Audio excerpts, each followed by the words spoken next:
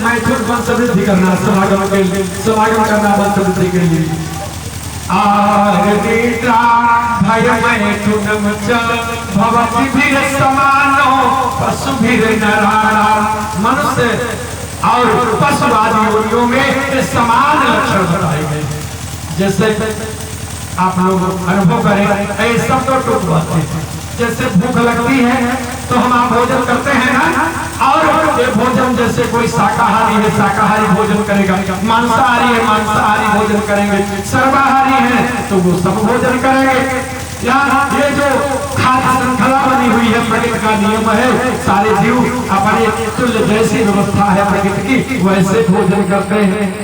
और आहार निद्रा माने नींद न, अगर नींद सोते भी भाई सबको अपने से बलवान और अपने से खतरनाक जो भी जीव है डर भी लगता है। भाई मैथुनम अपनी वंशवृद्धि के लिए समागम करते हैं। इतने सारे गुण भवतिभिर समानो पशुभिर नराणाम्। पशुवादी योनियों में ये सारे गुण समान बताए गए हैं। लेकिन आगे हमें आप में क्या एक अनूठी विशेषता है, कहते हैं वो है ज्ञान। ज्ञानम नारायण अधिको विशेषी, यानी मनुष्य की ज्ञान जो है ये बड़ी अनूठी विशेषता है। और इस प्रकार से देखिए इस संसार चक्र में प्राणी मात्र को सर्वदा नक्षत्रों की भांति चक्कर काटना पड़ता है। एक कथा प्रसंग आपको बताया जा रहा था।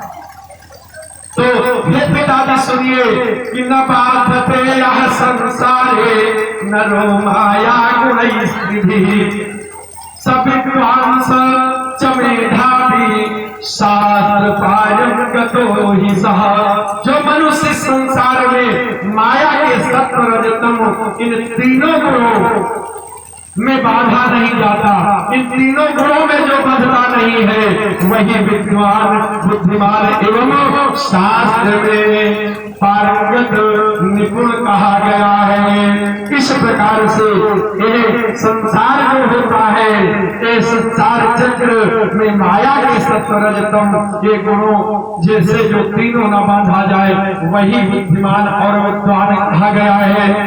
और जो वैज्ञानिक मंद बुद्धि तथा अभागे मनुष्य हैं वह इस मानव जन्म को पा करके भी बंधन में ही पड़े रहते हैं। गरुड़ पुराण में कहा गया, क्या कहे, बड़ी सुंदर बात कही गई कि यदत्तदानाच भवे दरिद्रो दरिद्र भावाच करोति पापम पाप प्रभावाच नरके प्रयाति पुनर्दरिद्रः पुनरेव पापी।